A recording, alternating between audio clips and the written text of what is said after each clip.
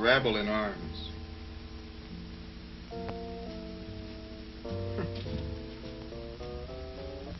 Wonder how that...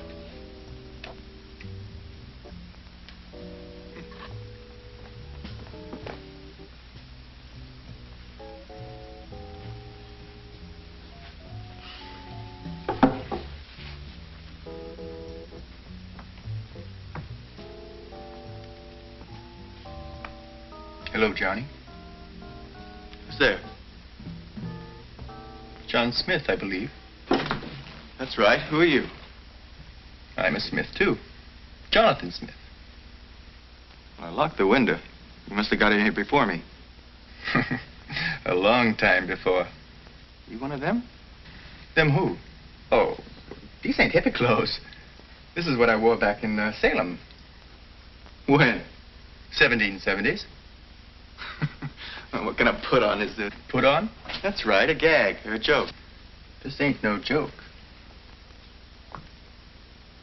Well, you look like... Like you? Could be. I'm your great-great-great-great-great-great-grandfather, Johnny. Oh, I gotta be dreaming this. You're crazy. Or I am. The whole world's gone crazy if you ask me. Them young yahoots out there on the Common? Common? Oh, you mean the campus. Milling around like a bunch of young Shawnees trying to work themselves up on the warpath. Were they heading this way? They don't know where they're heading any of the time. That's the crazy part of it. No, I mean tonight. Near as I could tell, they were trying to think up something to burn. I did hear mention the college library. Is this it? Yeah, this is it. Well, then you're helping him. No. Then you're getting him. No, not really. Now, look, son, you can't stand on both sides of the fence at once.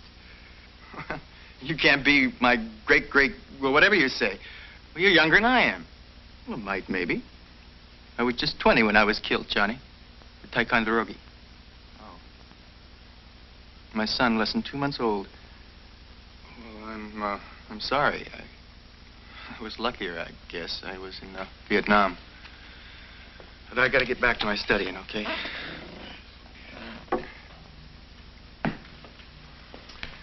It's a funny thing. About being killed, I mean. If I had my druthers, I'd rather live for something than die for something. But what'd make me sorriest of all would be to find out I died for nothing. What do you mean? Oh, we were powwowing about this on the other side lately, in the spirit world. We were just folks, us colonists. A rabble, Burgoyne called us. Of course, our lives wouldn't hold a candle to what all you got, but, we appreciated it just the same. Sometimes I think a heap more and, well, never mind. As I was saying, we were talking about this country, these United States of America. We gave our lives to start, and was it worth it? Well, some of us have come back to find out. We just don't stomach a bunch of hooligans trying to tear down what we gave our lives to build. And you know something? We're even disgusted at the rest of you for letting them do it. Cool it, Pop. Grandpop to you. Or Jonathan, if you want. Okay. Jonathan. I told you I wasn't for him. But you weren't against him. Well, I haven't made up my mind yet. What is there to ponder about? What'd your father say? You talk it over with him. My father?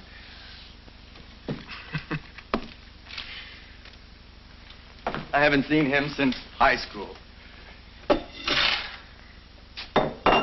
He just took off one day, and that was that. I'm sorry, I didn't know. That's okay. I'm getting over it. Mom's remarried, though. This time to a real no-good-nick. That's when I left home. Well, in our day, home was about all we had. And our religion, of course. Family life was our way of life. Our family and our religion They kept us straight. If a fellow wanted to go wrong, he had to work at it. But today, well, home just doesn't seem like home anymore. Who needs it? Not me. That's because you haven't found the right girl. I found dozens of them. But why keep a cow when milk's so cheap, huh? Now, don't talk like that, Johnny. Oh, I reckon it's hard not to be bitter over a broken home. But you are responsible for you. Besides, you're a stripe above those rowdies out there. You don't have to sink to their level. They're young yet. They do and say a lot of crazy kid stuff, but that's what they are. They're just kids. Even so, what they come up with makes a lot of sense. Look, you are a revolutionary. Well, they're revolutionaries. What did you say? You're calling us look like a rabble? Well, God knows, most of these kids don't look like anything human. You're right, Johnny. God does know. And he's been real patient about it so far, don't you think? But don't compare that riffraff to your founding fathers. We were making a place where people could worship God. And these people want to deny God and want to deny him to others. Then what do they offer instead? We thought of only building something. And these people think of only what they can destroy. And again, I say, what do they offer in its place? Well, they say, in order to build a better world, you got to destroy this one. And that's one of the things they say you think makes sense. Look, I got to find a book up there for this paper I'm writing. If we have any visitors, they're likely to come in this way. The door's locked, but you never can tell. Would you mind standing guard over the door while I'm up there? If you hear anybody fooling around, well, give me a whistle, okay? Sure.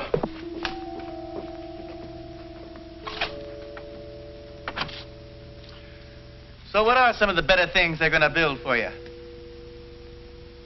All right. Name me just one. Well, plenty of things could be better in this country. That's right. Plenty of things are sight better than they were. But what I want is for you to name me one thing that is better in any other country than it is right here. Especially in them countries that gang out there claims to admire so much. Countries like communist Russia and China. Look, I keep saying they're only kids. Well, stop saying it. This nation was founded by young people. When we think of our Pilgrim Fathers, we think of old men with gray beards. Well, most of the people that came over in the Mayflower were in their 20s. Many were even teenagers. Captain John Smith, my ancestor and yours, was in his 20s when he was founder and president of the Virginia colony. And George Washington was 22 when he was colonel of the British Army during the French and Indian Wars. And oh, yes, on the boat that followed the Mayflower over, there was a young lad of 19, I believe, Philip Delanoy. Now, one of his descendants became president of the United States, Franklin Delano Roosevelt. But the founding father was only 19. That I had forgotten. That they were kids, too. No, let's say they were young people. There's a difference. They were young people who believed in God. Now, the weirdos of today, they deny God. And you know why, don't you? They have to. Because as long as people believe in God, then... Shh. What's that?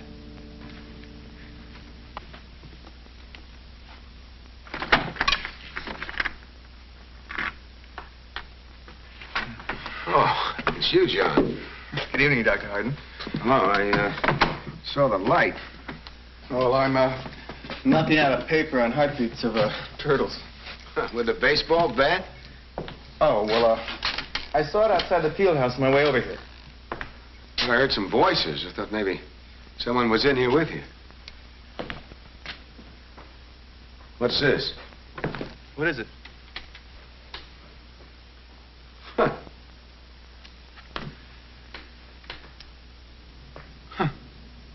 Coat button. Yeah, but it's a pine tree coat button like men used to wear in the Revolutionary days. I suppose it came off of one of those hippies' costumes or something, huh? Thought maybe some of those SDSers might be in here. You know, the Students for a Dirtier Society. Got a tip that they might try and sneak in here and vandalize the place, you know. Say, you didn't hear anything about that, did you? Of course, I know you're not one of them. Oh, heard a little something, nothing definite. Why didn't you report it? Look, I'm no stool pigeon. Well, I guess you had something in mind, you know? No. Not as long as they stay out of this room. Oh? Look, there are a lot of rare medical books up there that we use in pre-med. They're not only valuable, they're irreplaceable, and I'm not going to let anybody burn them. You think you can stop them by yourself?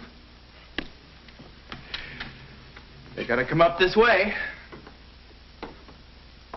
And they got to come up one at a time. Well, maybe you can do it alone. What about the rest of the library? That's not my responsibility. Oh, and this is, huh? Well, this is different. In what way? It makes a difference whose office is guard.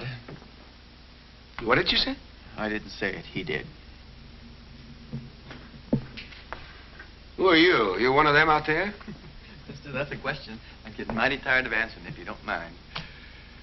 He's a distant relative of mine. Jonathan Smith, Professor Hardin, History Department. Oh, Jonathan, I beg your pardon. Pardon me, Professor. What was it you were saying about whose ox is being gored? Well, it's an old saying. When trouble hits somebody else, we say it's too bad, but we bear up under it. But let the same thing happen to us. Well, that's a different story. We try to do something about it. Your relative's right, you know, John. Well, there's more to it than that. I mean, there's certain rights involved here I happen to believe in. Well, I may not agree with everything they say, but what's the clarion rest of it? I'll defend their right to say it. Well, that's what democracy's all about, isn't it? I mean, free speech, including the right of dissent, and human rights over property rights. All right? Oh, boy. If you ever heard such bunkum, read your Constitution. There it is. You see, that's the irony of it, Jonathan. They always piously invoke the very Constitution they want to destroy. And furthermore... Wait just a minute, John. Look, if we're going to have any kind of a meaningful dialogue here, then I can't let you just spout out a mouthful like that and go away and leave it, okay? Right on. Are these rights you were talking about? Human rights over property rights. What human rights are violated by this library being here? And what possible human rights could be furthered by destroying it? Well, it'll shake people up, call attention to other people's needs. What people? What needs? You say pre-med needs? All right, well, pre-med only makes up one part of this university. What about the law students? What about the scientists, the engineers, the political economists? Huh? I mean, they all have a need for this facility. The property of the building was built, the books carefully accumulated from the contributions of thousands of people who will never even see them. Ordinary people, older people mostly, who gave their money for what? For what purpose? So that you and other young people like you today, next year, years to come, can help to find a better education, to live a better life. And what makes you think you can disassociate your property rights from human rights anyway? You see, John, you don't have to own property to have property rights in it. Hmm? All right, you're studying now to be a doctor, right? That means you'll be interning at some hospital around. And there, you'll be working with equipment costing millions of dollars, millions. I mean, I have to mine, what, 2 million volt X-ray therapy machine costing, what, I don't know, $150,000. Now, wouldn't it be a serious infraction of both your property rights and your human rights if that wonderful machine were destroyed just to shake people up? Wouldn't it? Maybe I ought to give you a closer to home, more practical example of what I mean. Take what happened right here in Clovis last summer. The riots, the burning, the looting. A lot of stores were destroyed there. Among them, a drugstore, a grocery store, and a 5 and 10 cent store. Now, those stores have not been rebuilt. Now, the senseless, irresponsible destruction of those properties was a far greater blow to the human rights of the people of that community. Well, that was unfortunate, but you know what they say. If you're gonna make an omelet, you gotta break a few eggs. Oh, John. Yeah, and I've noticed the ones who say it, it's not their eggs. They're not talking about just breaking a few little eggs. They're talking about smashing human lives. And they call it the right of dissent. Sure, we have a right of dissent in America. You realize how much dissent you would dare voice if you lived in Russia or China or one of the other communist countries that they profess to admire so much? One little peep, bang, kaput. Sure. The right of dissent is a very real and precious part of America. Its power has helped bring about some of our most cherished social and economic advances. But even in America, the right of dissent is not the right to destroy. I mean, if a goal is holy, you only debase it in the eyes of the world if you stoop to unholy acts to attain it. You call free speech an unholy act? Free speech. It's a beautiful concept that's been deliberately fouled up. Freedom of speech is now freedom of filth. I agree. They're throwing abuse, not bullets. I mean, words never hurt anybody. John, if you believe that, you are nuts. Words a lot less lethal. They have hurt plenty. You remember the crowd in the street looking up at the man on the ledge of a tall building? Inside, his wife and his priest were pleading with him to come back in. And down below, the crowd was chanting, jump, jump, jump, jump. You know what happened? He jumped. The words killed him. And the people down below shouting those words were murderous. And what's happening on high school and college campuses, huh? There should be more shooting than looting. That's the only thing I agree with. Black folks trying to loot when they should be shooting. If you're gonna loot your gun store. Rabble-rousers like Rap Brown calling on student bodies to carry guns. Well, as you can see, words breed guns and more guns, and retaliatory guns, and bombs, and killing. All part of this freedom of filth. Filthy language no decent person would speak. Filthy books and magazines no decent person would read. And filthy movies and stage shows no decent person would sit through. All of this filth. To what purpose? Fast buck, I suppose. No, that's not the purpose. That's the lure. Lure. Sure. But the single, all-out, deadly purpose is the destruction of this country. See, our enemies, headed and masterminded by worldwide communists, they found out that they can't destroy us from without until first they weaken us from within. And John, they think they can do it. They have every reason to think so. Historian Arnold Toynbee points out that's how 19 out of 21 nations have gone down the drain before us. Internal decay. The breakdown of moral, ethical, and religious principles. That's what I tried to tell him.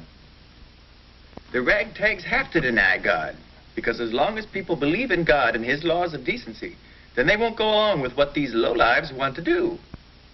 To create an atmosphere of general acceptance to all kinds of degeneration. And to sell their propaganda, they need a lure. The fast buck, huh? It's lure enough for certain types of publishers, producers. Then for the younger generation, the lure, of course, is free sex, you see. Because it makes light of marriage and breaks down the institution of the home quicker than anything else. Instead of love, honor, and cherish, as long as you both shall live, it's, hey, let's shack up, baby. As long as you please me sexually, or as long as you pay the bill. Or until someone else comes along that I like just as much. Oh, Doc, your bucket won't hold water. Come again? You paint free sex too black and married sex too white. But forget what I think personally, but what you think. Your own university doesn't agree with you. Here's this year's catalog. Turn to page 27. I know what it says on page 27, or rather what it doesn't say. Right. And it only took 2 years.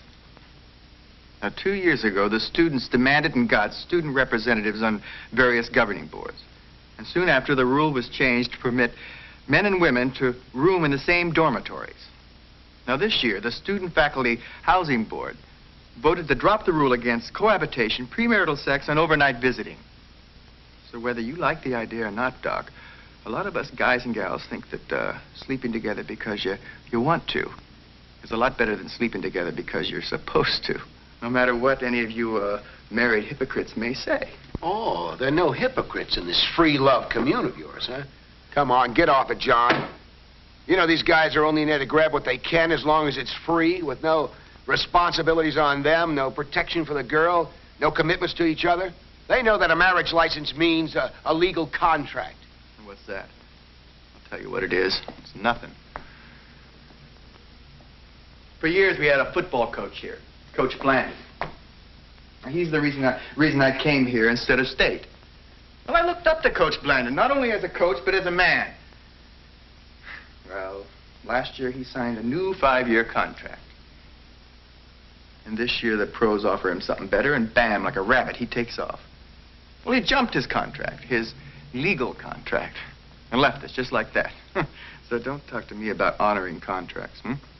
John, you have every reason to admire Coach Blandon. He's every inch the man you thought he was. Mm-hmm. And there's certain circumstances I could explain to you sometime when you're not engaged with that cigarette. This? Yeah, it is marijuana, isn't it? It's only a question of time before it's legalized. Let's not smack, you know. I don't go for heroin. No, no one goes directly to heroin. But nearly everyone on heroin started with marijuana. That's why there are people that want to legalize marijuana. They figure if they can get the young people of this country onto hard drugs, they can destroy your generation, or in this generation. Now, Doc, let us not get uptight. The drugs have already gotten a frightening hold in this country, mostly on our young people. Drugs are the reason why our crime rate is climbing 10 times faster than our population. Well, this is a nation that's in serious trouble. Well, I hope you're not blaming young people for all of it. Have you ever heard of unemployment? Most young people can't even buy jobs. For years, we've been told, get a college education. To get good jobs, you need an academic degree. Well, academic degrees are lucky to be sweeping floors, and that's not our fault. You said it. This world's in bad shape. Well, it's a world we never made. Oh, and America wants to make love, not war. Wow. Well, so who doesn't? But they still want high wages that go along with wartime jobs, and all the while the national debt's going up and up and up and up. And you want to cop out and leave it as a legacy to our generation to pay for it. You bleat about this country being in serious trouble. Well, wake up, Doc. This country's already over the brink. It's down the drain. You talk about an America that no longer exists. Get up! Sit down, Doc. What did you say? I said sit down. Those are our commandos out there. They're in the building now. They're wrecking the place. Don't try it, Doc. Don't be a hero with a broken head. You know what they'll do to all of you for doing this, huh? Sure. Nothing. They never do. We're legal dissenters, didn't you know?